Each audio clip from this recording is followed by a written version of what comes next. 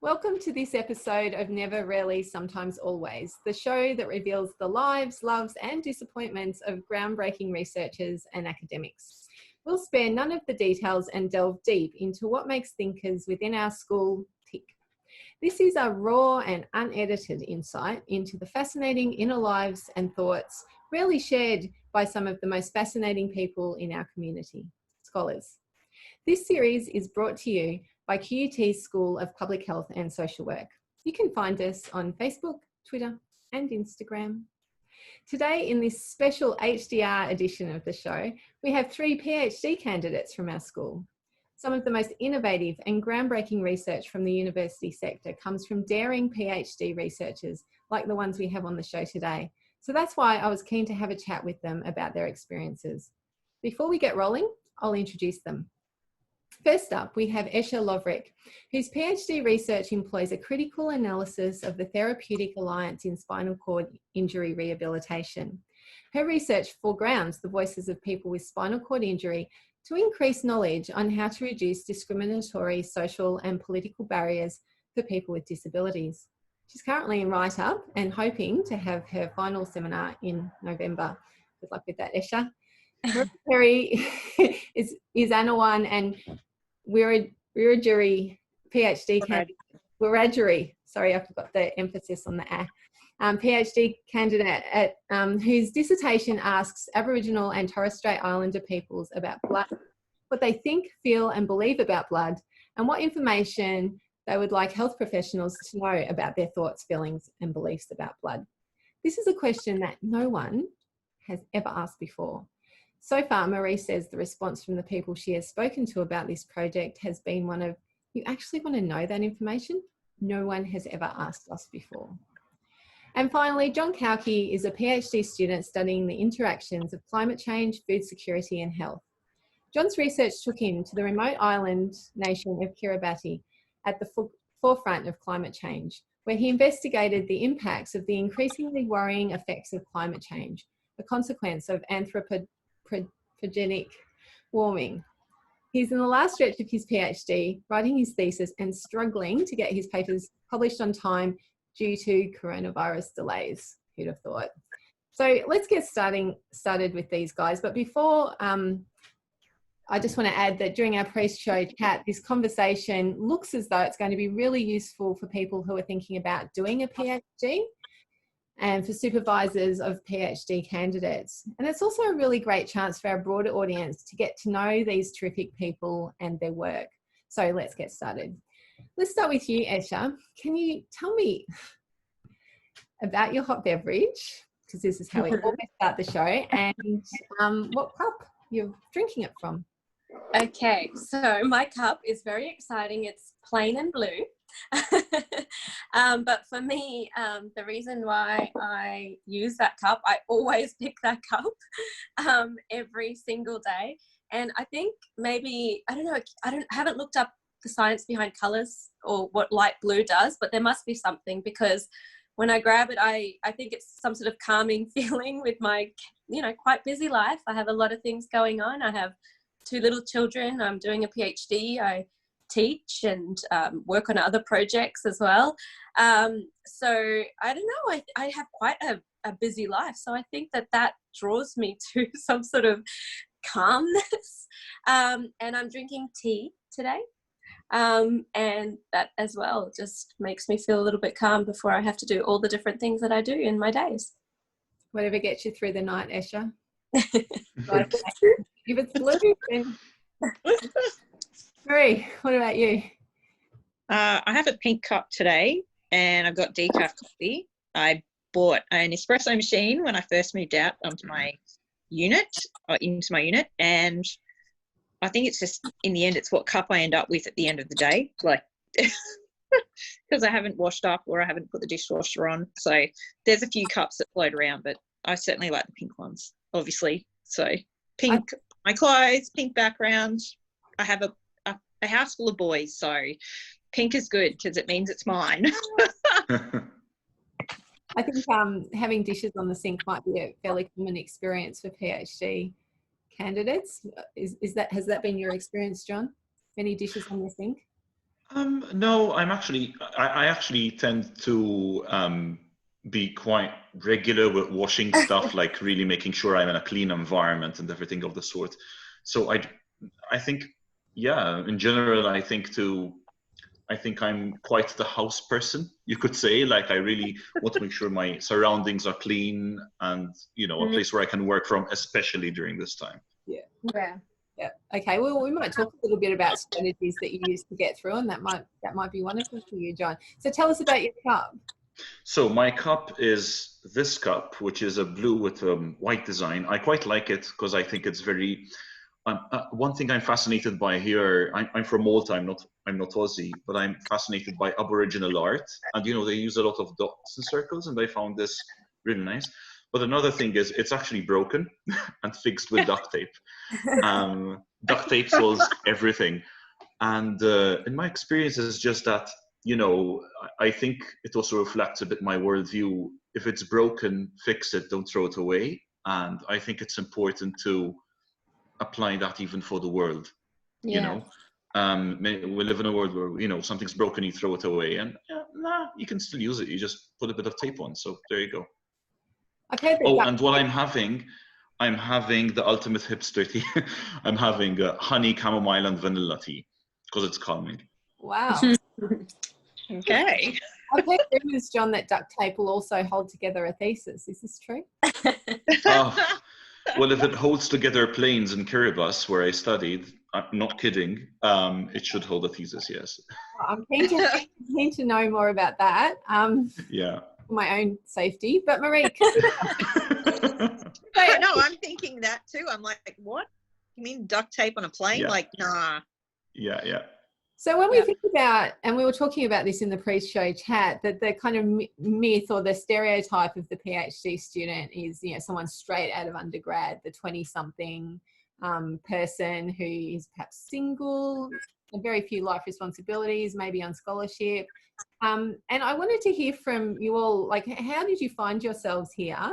And how does your life actually differ, and how is it perhaps similar to that kind of stereotype? And perhaps can we use this to dispel a few myths about what the PhD student looks like? And I'd like to begin with you, Marie. Can you answer to that a little bit? There's no norm for a PhD student. That doesn't exist. I think COVID's probably added an extra layer to the complexity of being a PhD student. And for me, like as a mature age student, I've got elderly parents. I also have 3 older children, and I've got 2 part-time jobs, as well as doing a PhD. So there's a lot of things that I have to juggle. It's not just, I did say this to someone. I said, if I could just do my PhD in a little bubble, that would just be, I'd be in heaven, because it would be so easy compared to what you do now. Like, so, but then they said, you'd have no idea what to do.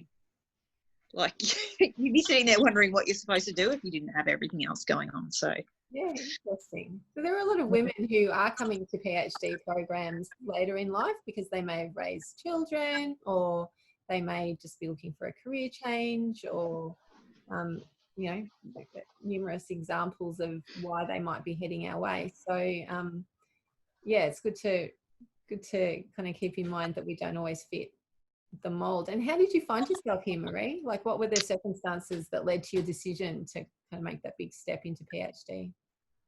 Oh, well, I actually did come from undergrad to postgrad research. So I was married young, I had children young, lived in remote Queensland, got divorced, moved to Brisbane, and I was working as a teacher aide. And my big thing was, how is it that we can change the genetics of autistic children so that they're not quite as affected by sound? I thought there's got to be some way that you can do that. Like, I don't want to change it completely, because some of the best things that we've ever figured out in the world, autistic people have been able to do that. So that was my big thing. So I went off to like an information session at QUT and in biomedical science. So we did DNA, and like I was just hooked from that minute on. So I did my degree in biomed science, and I majored in cell and molecular biotechnology, so genetics, DNA. And so, yeah, that was, I still love that, but now I've gone off in a qualitative research space, which is something that I have had to, the steepest learning curve ever, from changing from quantitative research to qualitative research has been one that I thoroughly enjoyed, but it's been so challenging to learn a whole different language that I didn't know existed, like grounded theory and postmodernist theories. I'm just like, what are you, where do all these words come from? So, yeah, so I'm getting better at all of that now, but certainly it was coming from being a mum, a full-time mum, to, you know, my kids were older and nearly leaving home. So, and I was kind of like, nah, this is for me. And yeah, now it's just kind of morphed into something else and I just keep going. So, yeah. Line, Marie, of like you were hooked. Oh, I mean, totally. isn't that the best thing about doing research, is that moment where you get hooked and you're like so curious you can't stop, even though you know it's probably going to take your life up. It consumes you. What about you, John? I know that this is I know a little bit about your story. This is like your second career, and you had to make a pretty big decision to sort of come over into PhD. Oh yes. So basically, I originally studied as a doctor, so I've got an MD. But halfway through the course back home, I was so disillusioned with you could say, the hospital medical career. I just couldn't see myself in a hospital. When people ask me, how do you see yourself, and how would you describe your medical years? I say I spend them looking out of the window, because I was just constantly wanting to do something else. So then, after medicine, I immediately I got the MD, I got the degree, and then I spent a year of soul searching, doing voluntary work in Kenya. And then after that, I did a master's in environmental public health in London. And then I went back to Malta, tried hard to find work in environmental health, but it's a small country, so it's limited in that regard. But I've always been very passionate about the environment. It's always been one thing that has always, pushed me forward in life. And I thought, if I could combine both worlds, that would be great. So that's what I did. I started looking for PhDs in the area that I was most interested in, which is climate change and health. Because I thought of, this big crisis looming over this century and the subsequent ones. And this until the late 2000s, it was sometimes talked about, not too much. And I was like, why? It's just such a crucial thing, And I started looking for PhDs, and I nearly got into a PhD in the UK, but then Brexit happened and all the funding dried up. And then I remember I went to a random workshop back home in Malta, and there was a Skype call with my current supervisor. I'm talking about her research in Ethiopia. And I thought, that is fantastic. So I sent her an email, and hey presto, 3 years later, I start a PhD over here, studying one of the most remote places on earth, which is an absolute dream come true. So, it's been a long journey to get here, but it's been fantastic. Life goals reached, a life goal reached, so to speak. It's been hard, but it's been an incredible privilege, I have to say, and I'm very happy about that. Thanks, John. That's an amazing story, and serendipitous meeting. Yeah, absolutely. Serendipity is a thing. Esha, what about you? So for me, I've done a few things before I arrived here as well. So I worked as my undergrad social work. I went and worked in child safety and brain injury. And then I spent many, many years working as a case manager in the spinal cord injury unit at the PA hospital. And it's there, where I just heard the narratives and the deep, meaningful stories that people were telling me, and that huge disconnect between the power of the institution and the individual person. and they just weren't aligning. And, you know, so often it just really, really affected me. I'd go home angry and I'd ask questions every single day. Why is this happening? And why, how can we make these things better? And why are the gaps so big? I mean, there are so many needs for the hospital or the institution as well to have fiscal benefits which are patient-centered, but none of what was happening was patient-centered at all.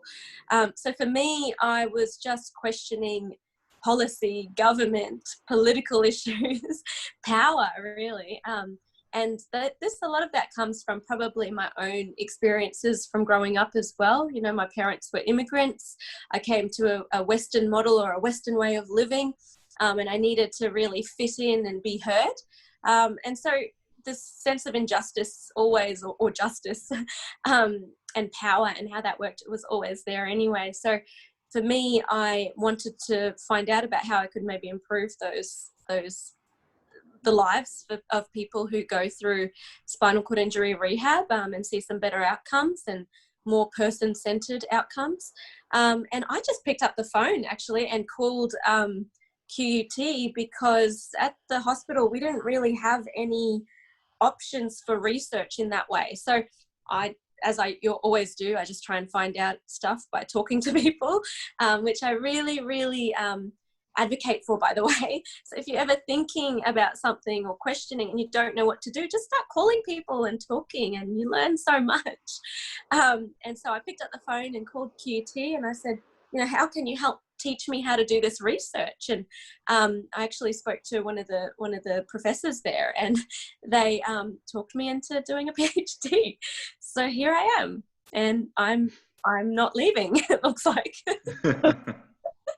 Well, it doesn't sound like you needed much bending on that one, Esha. No, I was already there. I was really already there.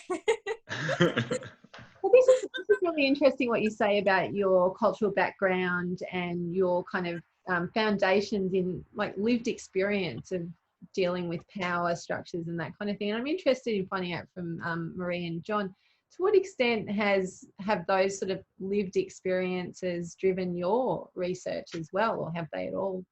Why don't you begin, John? Okay, yeah, I mean, it's definitely a big push. So, you know, and I come from an island background and I'm studying an island context. And in an island background, power is quite peculiar. How can I describe it? It's a small island syndrome, as I call it. So you have everyone knowing each other, and people usually, you know, the civil society usually acts as an intermediate. But in my country in Malta, for example, people jump straight to the minister. They would know him, you know, sort of thing. And therefore the power is more blunt. You see it in a bigger way, and that affects all aspects of, like, I could say even the environment. For example, if you want to get a permit to do something that isn't allowed, you know, talk to the minister that you know through your cousin or something, and therefore you get things done. And that power struggle is what led to those power dynamics in Malta are huge and leads to big environmental problems. And, you know, that pushed me for years of environmental activism back home, besides from the job.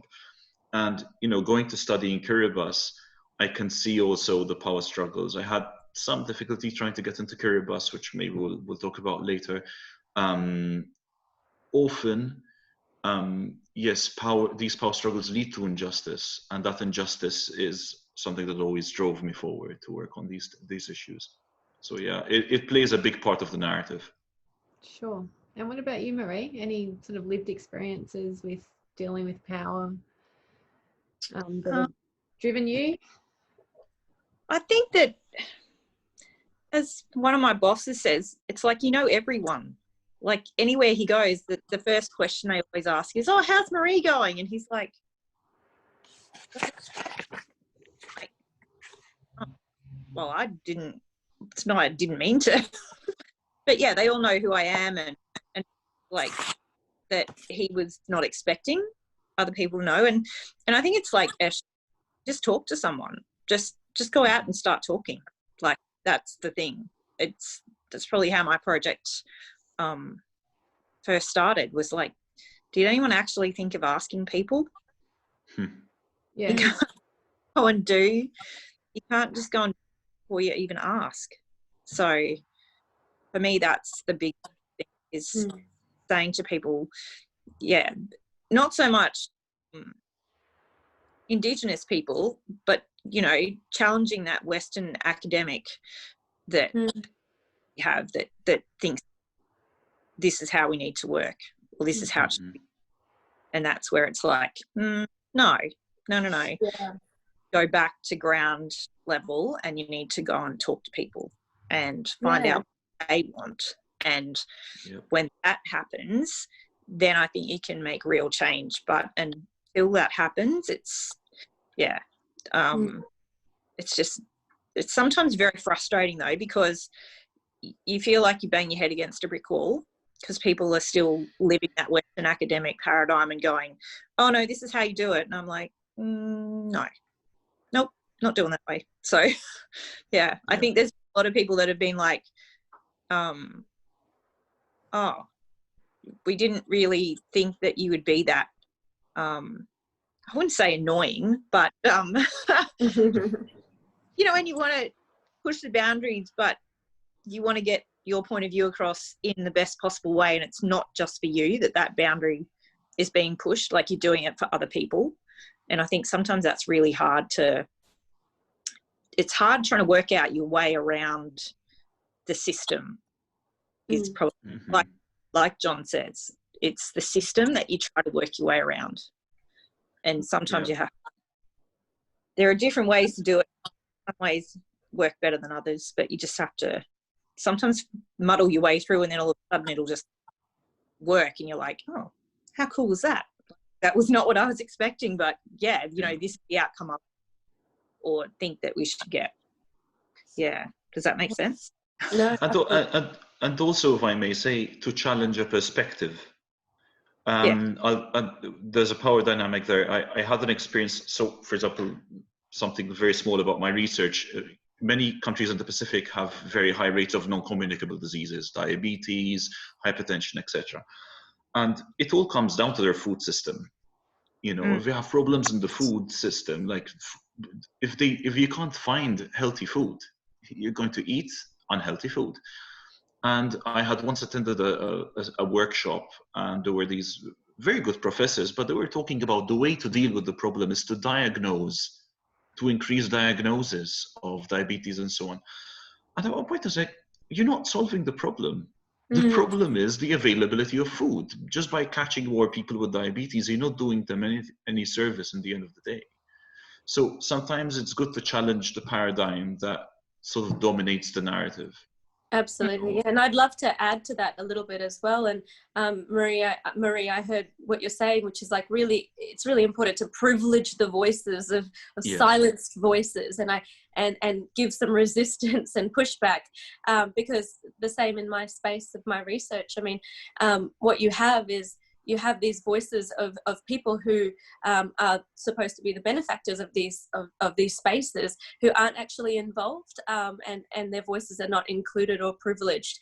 And the knowledge that's used to form these policies and practices are based on Western ways. That's the dominant angle, the dominant research availability, and also able-bodied or non-diverse voices. That is the information and the knowledge that we mostly rely on to guide Western policies. And those are problems. That's a problem given our multicultural and diverse communities. So this is why so privileging and fighting for including the voices of diverse groups to push against that dominant power is so vital. And so absolutely, I hear that from all of our research really, and why it is so important to kind of push back and really create new spaces for different people.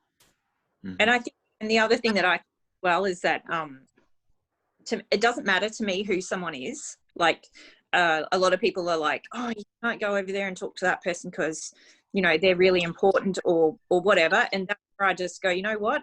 I don't have a problem with that. Like, I'll just go and chat to them and have a conversation about whatever's happening or things like that. Whereas a lot of people are kind of like, oh, you know, you can't do that. Can't go and talk to them because they're famous or they're, you know, really important in the government or whatever. And I've had meetings and conversations with people that others are looking at me going, how did you do that? And I'm like, well, I asked. That was all I did. I asked. Yeah. I talked to You them. just asked the question. Yeah. Yeah, I asked them, and that was it. And they're just like, no, but you must have, like, you know, done something to be able to get to them. And I'm like, no, I just asked them. And they were kind of, here's my email, like, you know, email my personal assistant or whatever, and we'll set up a time and we'll have a meeting. Done a few times and it worked. So Yeah. it's so simple, but people are still there going, oh, I can't do that, I can't do that. And I'm just like, you have to step outside those boundaries, because otherwise you still have the voices that are still being downtrodden and not being heard. So yeah. I was going to ask you in my next question, what have you learned in terms of resistance? But it sounds like, Marie, one of your top tips is just to ignore the power hierarchy. Oh, totally. Pretend it's not there. And Absolutely. Probably one of my heroes is Fred Holloway. The fact that, you know, there's more than one caption, but certainly the one that comes to mind is where he goes that an eye is an eye. It doesn't matter whether it's the king or the poor person on the street. And that's the way I think as well. No one's any different. Like, we're all the same. We're all made from the same way. We're all born the same way. You know, we all die at the end of our life. We're all going to die. So it's what you do and how you treat people that other people are going to remember you and remember what you left behind. So that's probably the biggest thing that I'd take away and keep in the back of my mind. But yeah, I've been into the parliament and stuff like that to chat to people, and it's kind of like, yeah, they're like, how do you do that? And I'm just like, just ask. So what about you, Esha, what would you say are the kind of main keys to, I guess, or the top tips for resisting? Because it's a tough thing to do when you're within an institution, isn't it? And you guys are all working in one way or another, whether it's within the university or out externally in institutions. So how do you do that and actually sort of how do you do it? Well, yeah, absolutely. It's very difficult. It's not easy. And that's why most people don't do it. And that's why a lot of change takes a long time to happen, because it is so hard. And it can be when you've got so many different things happening in lives as well, that sometimes it's too hard to put that sort of pressure on yourself and to keep going. But I think that the main thing is, if we bring it back to knowledge, so that's really what it is. And unfortunately, some of the more disadvantaged groups don't get access to knowledge, and this is why their voices are continued to be suppressed. So as soon as we do, I'm just talking about my specific area, but as soon as you kind of open up opportunities for new knowledge, and particularly with me, I'm now armed with a lot of knowledge in this space, in my particular niche area. And so I can go back in there and effect some change, because I know what to say, I know how to say it, and I have that confidence and probably a bit of arrogance, which you do need in those spaces, because, there's a lot of arrogant people that put up a lot of resistance. And, really you do need, in order to maybe to fight resistance, you need a little bit of fight in you. And it's not easy. It's not easy, but you do keep going and you create knowledge and you take knowledge with you. Yeah. That's really... And yeah, John? If I may add on to that, you need, in a PhD, you need the audacity and the perseverance for you to do it. And from my personal experience, that was a very hard lesson, because so first of all, I had if I can say so, I had the audacity to dare to study a country literally 12 time zones away from my home country. So literally on the other side of the world, totally different worldview, fascinating, but also, there's a certain humility to it, that you need to go and respect them. So respect needs to be there. But secondly, if you strongly believe in something, you need to push for it. And that was my experience with Kiribati. Even though it's one of the countries most affected by climate change, they have a president who's a bit skeptical about some aspects of it. I can't really specify what, but because I need to be careful over there. I'm not sure. But basically, it led to, out of a 3-year PhD, it led to a delay of 8 months for me to get into the country, based on purely political ramifications. And that was really hard. There was a time when I was about to give up on the topic, change topic, but I said, no, you know, I've worked hard for this. I've worked for 1.5 years. I'm not just going to give up. And we have a saying back home, if you can't enter through the door, you go in through the window. And that's kind of what I did. I knew people in the public health and some NGOs over there who were really interested in my research. And they said, look, we will write a letter of support for you and really, really push for this. And they did. And I'm telling you, it was so hard to get in, waiting for 8 months. I call it waiting for Godot. You know, you're just sitting down for 8 months, waiting for this permit to come in. And then when it came, within 14 hours, I had left to start a 3-month field work of data collection over there. It was very, very hard. And perhaps one of the biggest challenges in the PhD also is living with uncertainty. You can't go in, first of all, you can't know what you're going to find. You can get a hint, but you can't absolutely know. Secondly, is these big unknowns that you go in with. And then, you know, how would I have known that while I'm there, this political thing would come up that would almost ruin the PhD? But you stick with it, you persevere, and you make it through. And it's a way also of challenging the power dynamic. It's very easy it was the easy way out for me to say, oh, well, they won't let me in, I'll just look elsewhere. But no. That's right. I would really like to... topic, you go for it. Sorry. I would really like to add that, just to support you with that, with the resistance conversation. Absolutely, just that perseverance. So I was the same. I got many knockbacks, many hurdles, and I had to be patient. And that is really important, to keep going. You find a new way to approach it, come back with a better argument, with a stronger argument, and you keep going. And you don't give up, because there's always a way through. You just have to make sure that you're focused. And a lot of people are going to give you resistance, but you will get through. And you can see here, every one of our research studies, we've got that resistance and pushback. But here we are where we are because of that perseverance. So it's really, really important. It can be done. And it is about the approach and your motivation and your willingness to fight. Mm-hmm. Great stories. Thanks, guys. Now, all of you are dealing in one way or another, also in stories that are quite traumatic in a lot of instances. So we were having a pre-show chat about this, and I'm really curious about the ways that you deal with processing other people's trauma from the stories that you're hearing, or even in your case, John, the Earth's trauma. So if I could just start with you, John, how do you come home at night after doing that work, and how do you maintain hope? That's a hard one. But you know, you have to.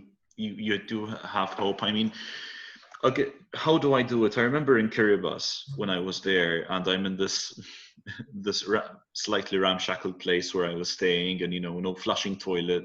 You know, it was quite hard to live there for 3 months. But I was there, and at times I would tell myself, I'm actually here. I'm actually have the privilege to be with these people who are at the forefront of this giant crisis that's being experienced and heading our way. And then you wake up in the morning and you realize that the sea has come up to your knees. I am not kidding. You know, when you go downstairs and people are afraid of venturing into the water because it's coming up and might hit an electricity cable, and boom, everything gets electrocuted. So there are these problems.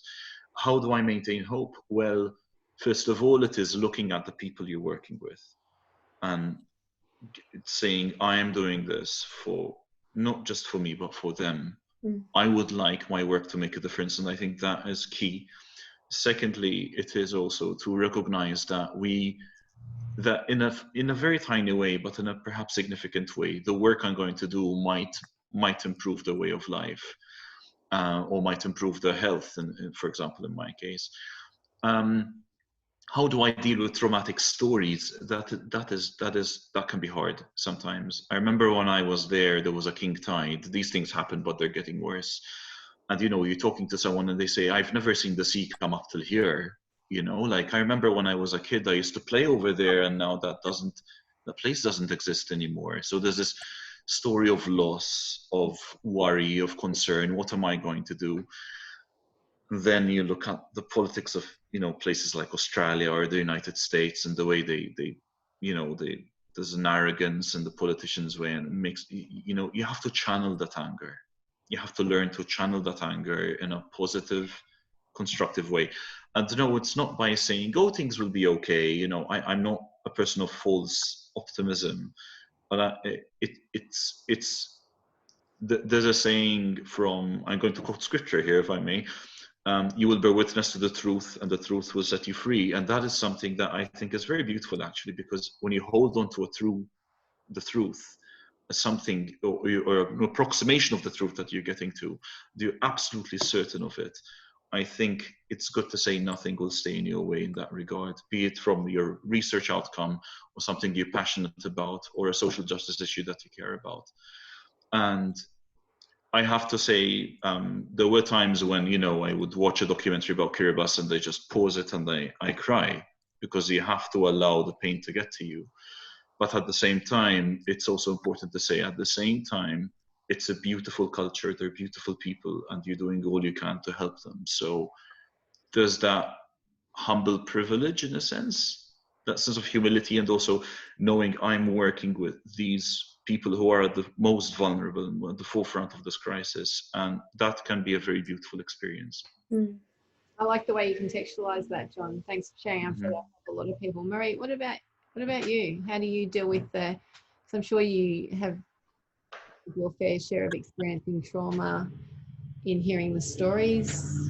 Well, I've only heard a few because unfortunately COVID hit, and literally about 2 weeks beforehand I got final ethics approval, but I couldn't travel. So I was like, oh, what? No, this is not happening. So then I had to rethink how to change my project so that I could still continue on, because I was not giving up.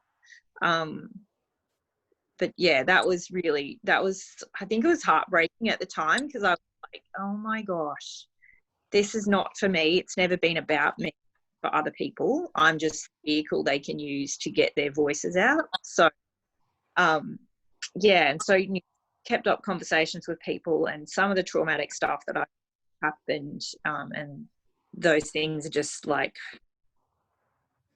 I still struggle to understand how that can work in our society. I know it does, because obviously it happened and continues to happen, but I struggle with humanity and trying to understand how it is that those things happened at all, or that they continue to happen. So I listen to a lot of classical music.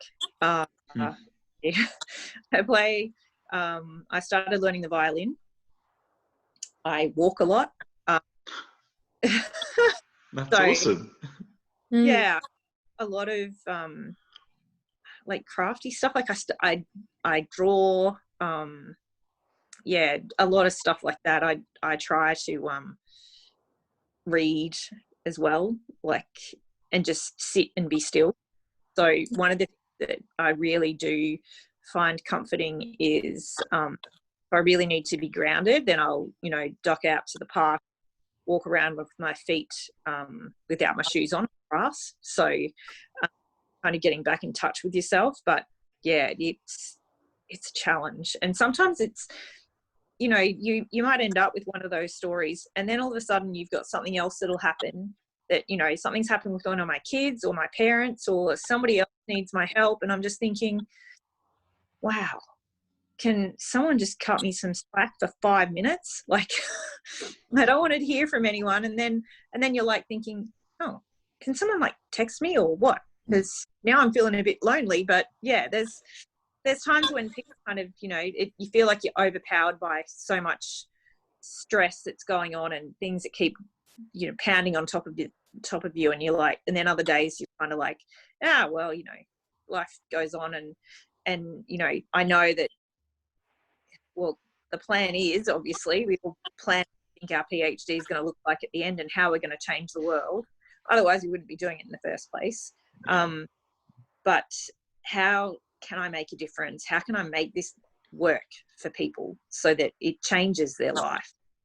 And that's probably the thing that you keep going back to. Why am I doing this? There's got to be a reason why. If there's no why, then you won't keep going. You just lose that momentum and fall off to the side and kind of get eaten up with the everyone else along the way. But yeah, there's got to be that why, and you have to keep reminding yourself. And sometimes it's hourly, especially when you've got all those other things going on, and you hear the stories, and that would have been like John, when he's living where he was 3 months. It's like it might have got down to hourly where he had to remind himself, why am I here? Why am I doing this? So yeah. So yeah, it sounds a little trite, doesn't it? But to remind yourself of the big picture, you know, what's actually motivating you can be a good way through that stuff. Esther, what about you? Yeah, so I, as I said, I worked as a social worker in the spinal unit for about 7 years before I started this, and also worked as an emergency department social worker. So a big part of my undergraduate degree anyway is, and this is what we drill into students right now, is self-care. It's a big part of that degree anyway, because we are so you know, involved in traumatizing work. So that really helped me, I guess. But I think the self-care element is the most important part. So first of all, you know, in my research project, the stories I have heard many times before. That's what drove me to start this, and that's why I really wanted to document these very important narratives and stories, and the passion and the fire was already there for so many years, and that anger just kept building up, and the frustration just kept building up. Every time I heard a story, I didn't get desensitized. I got more passionate about making these stories heard, and also changing things if possible. So for me, it was difficult though, because there are a lot of times I was the first one that asked them some very personal questions that meant that there was a lot of very private moments that I was privileged. I had the privilege of being part of, and they trusted me to see that and be part of that. So that is really hard to hear some of those stories, but not as hard as life must be for people who are experiencing such disadvantage. So for me, it's just, I definitely didn't make it about me ever. It is just maybe how I am. I just became more purposeful about what I want to do, but also I use a lot of self-care. I make sure that I have other parts of my life happening and operating, that I have my children, I have my husband. I make sure that when I come out of those spaces, I really do engage in the other parts of my life, and that is very important for self-care.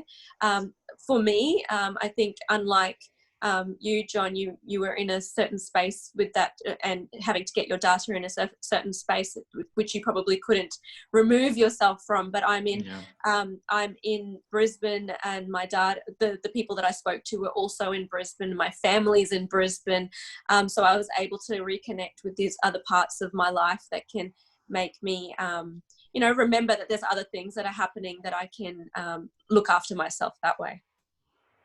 Yeah. And can I add one small tip to this as well? Yes. Humor. Having a sense of humor and self-deprecating humor can be very helpful as well. Yeah. I just add one more thing to that as well? Now that you say that, a big part of my outcomes and my findings in such traumatic time for the people who were in my study was humor. Humor was so, you know, positively correlated with good outcomes. So the space, you know, humor is necessary in any time, particularly traumatic times, I think. And that was really a big, you know, protective factor for people. So keep the jokes coming, guys. Oh yeah, absolutely. And I remember, if I may share this, for example, my study is looking at food security, right, and the impact over there. So I was tired of eating fish and rice every single day. And I remember going on a Facebook group of the few foreigners that live in Kiribati, because very few foreigners live there. and someone says, guys, oh my God, there's a shop with onions. And everyone's like, where? And they're like rushing. You can see the cars going up the atoll to buy onions before they run out. So, it's kind of depressing, but it's actually very funny at the same time. You get these, oh God, look at the white people, panicking because there's few onions left in the country and the next ship will come in 2 months. So yeah, you can laugh even within the context of your research. That's what I'm saying, I think. Yeah. So Marie, what part of this, because as I'm listening to these stories, I'm hearing about knowledge production, but I'm also hearing about this kind of imperative to bear witness. So to what extent do you think your research, Marie, is driven by the need to kind of add to knowledge? But what part of it is driven by this need to bear witness on behalf of others? I sprung that one on you. Yeah. Sorry. No, that's okay. It's like sometimes things just happen for a reason, and at the time you can't figure it out, and sometimes you still can't figure it out until you get to the end. And I think for me, like, I kind of fell into this space. I didn't set out to go and do a PhD. Like, I set out to find, how is it that I find the genetic traits of autistic children. That's where I started. And now look at me, I'm over in this other space somewhere else, and in a qualitative area that wasn't where I thought I'd be. And I literally, like, the first thing, it's a bit of a funny story, but I had an interview where I work now, and I was to meet the gentleman, and it was a Friday afternoon and stuff. Anyway, I thought I'll just duck over the road and I'll throw this rubbish in the bin out the car. I literally, and I did throw my keys into the garbage bin as well on a Friday afternoon. And I was just like, oh my God, okay. And the garbage bin's locked, as they do in Brisbane. Like, you're kidding. So anyway, I contacted the council, and the guy's like killing himself laughing. He's like, oh my God. He said, what?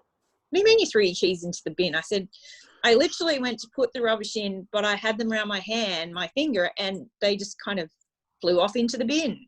And now I can't get into the bin because they're locked. And he was like, in between his laughing at me, he finally said, oh, look, he said, it is like 4:30 on a Friday afternoon though. He said, so it might take a while for someone to get out there to see, to unlock the bin. And I contacted the person, and I said, look, they're like, oh, you're here. And I was like, well, I'm kind of here, but across the road, because I kind of accidentally threw my keys in the bin. And I was going like, obviously, I'm looking at genetics. So that was my thing. And I was just like, nobody's going to, this has just gone from, bad to worse, because who's going to let me loose with genetics stuff like DNA in a lab? Like, seriously, I lost my keys. Like, genetics is obviously, and DNA is so much more privileged and priceless than losing your keys in a bin. So I was just like, nah, this is just, anyway, I got the job, and now I'm on this path that it just kind of keeps evolving. So I just kind of follow it and it'll lead me to wherever I'm meant to be. But the more you push, I think, for some things, they just don't occur. So yeah, I don't know, just go with the flow. Sometimes if I may add on to that, I got my PhD when I had basically given up.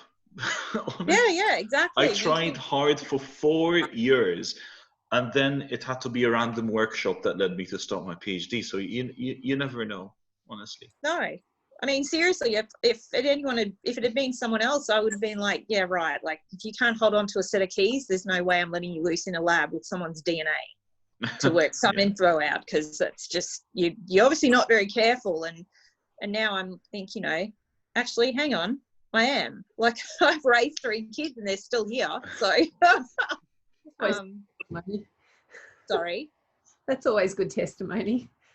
Oh, yeah. They do say, though, that I did actually try to give them food poisoning when we had a turkey roast one night. So problem is I actually ate exactly the same as them and I wasn't sick, but they were all sick for like 3 days afterwards. So that raises the suspicion. well, yeah, I'm just, they're like, oh, you didn't eat the same part of us. And I'm like, hang on, I ate the same as you. They're like, no, you must have put something in ours. I'm like, no, I didn't. Like, no way. But anyway, we always have a bit of a joke. It's like, oh, you tried to kill us, but you didn't succeed. I'm like, I wasn't even trying. I was cooking you dinner. So. Nice one. What about you, Esther? What part of your research is driven by this need to bear witness on behalf of? Yeah, others? an absolute, the entire thing really, because the powerlessness is the issue. So when you are in a privileged space of being a worker, someone who's paid to come in and be lucky enough to work in this space, I, the fact that I have a social work undergrad, you probably know about, that's just automatically, that I'm justice driven, and that I was attracted to that because of that. But when through the stories, you just realize the powerlessness and the disempowerment and, the helplessness, all those really terrible words, where, the intersection of disability and perhaps, people coming from lower socioeconomic areas or ethnic backgrounds or all sorts of different, or women who have families. And, there's other things going on where it's really difficult to know what to do. So that was the narrative that kept coming through, and that was the sense of injustice that I could recognize. And I think that sometimes you and a lot of people should use their power and privilege for good. And that is, I have a little bit of power because I had, we all experience oppression and power. Oppression and privilege, at the same time in different ways, and recognizing that and where you can use that for benefit and for social change.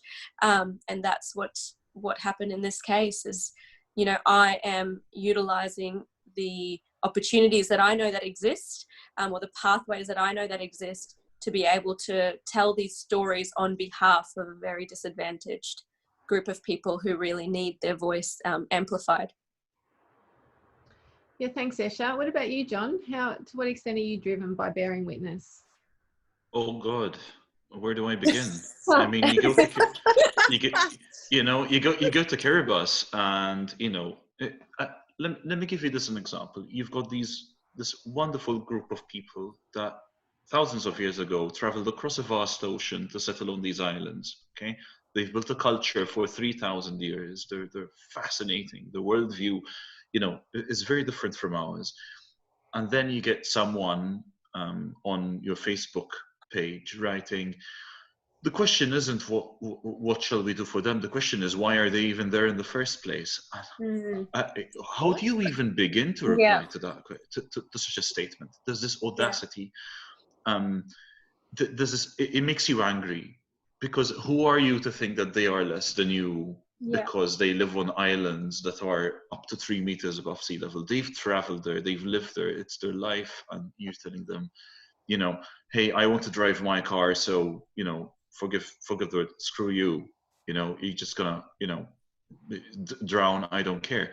And that is reflected to the highest level of politics. I remember, I think it was last year, a politician here said, oh, don't worry, if there's climate change and the place is drowned, they'll still come here and pick our fruit. And I remember doing the climate protests in Brisbane last year. There were people with signs saying, pick your own expletive fruit, and it was just so real. And this anger is so real, and that the power dynamics are just tremendous. There's this, I see it even in Kiribati itself. You get these, big NGOs, big international organizations coming in, and they're trying to solve the problems from a very Western perspective. Okay, I'll give you an example, and this is a classic example of a power dynamic. There was this guest house I'm staying in, and they had a solar-powered desalination plant, because water is really hard to get in Kiribati. I'm like, oh wow, that's great. And they're like, yeah, it hasn't been working for 6 months. I'm like, why? They said, because, a pump broke down and the replacement part is from Denmark. And so what happened with this with this guest house, they asked this company in Denmark that gave them this stuff, for marketing purposes, by the way. That's why they gave it to them. They say, can we get the pump replaced? And say, oh, you know, we don't really produce that thing anymore, so don't worry, wait a couple of years and we're going to send you a whole new system. And you realize that there is this power dynamic of making people rely on the most absurd things. You know what? When all you need sometimes is a bit of duct tape. Yeah. You know? And it really comes back to that. You cannot solve. You cannot solve some problems by making them over-reliant on these other things, when sometimes the solutions are there. Basic human creativity and decency, frankly. And these things make me angry. You know, you don't solve the problems of drowning islands in the Pacific by telling them, oh, don't worry, they'll come here and they'll pick fruit. I mean, how dare you? You know, the problem where are they going to go when they go home? Exactly. So we need to change our way of thinking to respect them, not demand them to change their way of life to suit us so that I can drive my big car. Yeah. And, you know, this power dynamic is everything. Climate change to me is all about power dynamics, the audacity of certain cultures to say, my way of life is worth your demise. Yeah, absolutely. And there's some real... That is pure arrogance. Yeah, absolutely. There's some real intersections with, you know, climate change and people affected by climate change, and a lot of other disadvantaged groups, like absolutely the same thing. I mean, there's some really simple solutions that people with disability in rehab are looking for to be able to reconnect them with their social worlds, and it's the power that is the barriers, and it can take so long to find a simple solution for something that could really give them freedom and social health. And the barriers and the power, it is so infuriating when the answers are so simple. Yes, absolutely. Yeah. Okay, we're just going to wind things up now, and this is a question I ask people every week on the show, is what's your big idea for change? So the world's in flux at the moment. We're in a pretty bad way. I'd say we all agree on that. So, Marie, what's your big idea for change? Well, for me, I just want to get the message out about blood for Indigenous people within this country, so that, you know, that they've got their voices out there and being heard. And that's the thing that drives me to keep doing this. And I think the biggest thing I've learned as well along the way is patience. Yeah, sitting back and just being very patient, because sometimes you have to. That sounds like a gentle big change. Yeah, I think, and when it's, you know, when it's meant to happen, it will. But like I say, the more you push, sometimes the harder it becomes, or it just doesn't seem to. You can't kick the door down to get in. That's frustrating. So, Esha, what about you? What's your big idea? Yeah, look, with my research, I want to shake up the rehab space for people with spinal cord injury, because it is backwards, it's traditional, it's not working. The specialists in the area are not able to even understand some of the basic needs. So I want to overhaul it. I want to change the culture. I want to connect people with disabilities to their service providers so that they are completely in control. I also really, really want to see people with disability utilize, or they already are actually, but the space of rehab really utilize technology and the cyber world to emancipate people with disabilities, because that's what we need. We need to actually ride that neoliberal space even to their advantage, and connect the two and get this happening, because that's the disconnect. And it's so simple, but there's just so many barriers. So I want to shake it all up. John? I'm hoping my research papers will eventually go to the Kiribati Parliament and help them in their food policy. And I say this not as a white guy saying this is what you need. I'm saying that the solutions they have are actually very culturally grounded, that they are very much problems that can be solved. And sometimes all it takes is to tell the Western mentality, listen, thank you, we appreciate your input, but there are things we can work on that we don't need to just look up to you all the time. And it's a question of empowerment. And giving the courage to this culture to say, hey, you know what, we can work this out. You know, we can solve this. Yeah. So if the food policy problems in Kiribati are, you know, there's less agricultural production, then try to encourage it rather than try to create complex economic systems that, you know, try to support one thing rather than the other and both of them fail. You know, you can tell people, go back to your roots and try to build on it. And it's not just an idealization of it, it actually really works.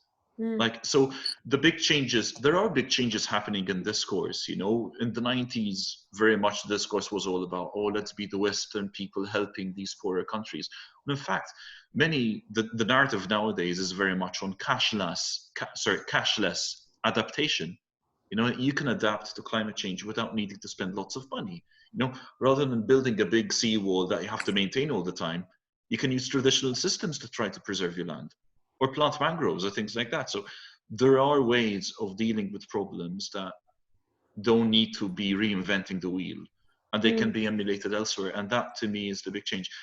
And, you know, I'm encouraged to see, you know, younger generations, you know, the Greta Thunberg movement, for example, with climate change, you know, where they're starting to say enough is enough. Enough is enough. And I'm glad to see that anger. And a part of me just laughs when I see these usually middle-aged white men screaming at her, because, you know, it just plays into the narrative so beautifully. Absolutely. So beautifully. So, yeah. Well, thank you all for sharing your thoughts today. The university sector right now at this moment is in a lot of flux. There are a lot of people who are working within the sector who are, quite frankly, really demotivated by what's going on in Australia and in the world. So I hope that hearing your vigour and your curiosity and your enthusiasm for knowledge actually reinvigorates the people listening to this today. It certainly has reinvigorated me. So I thank you for myself, and I thank you for everyone listening today. No, appreciate Thank you so it. much Thank for you this so opportunity. much. Thank you, Naomi.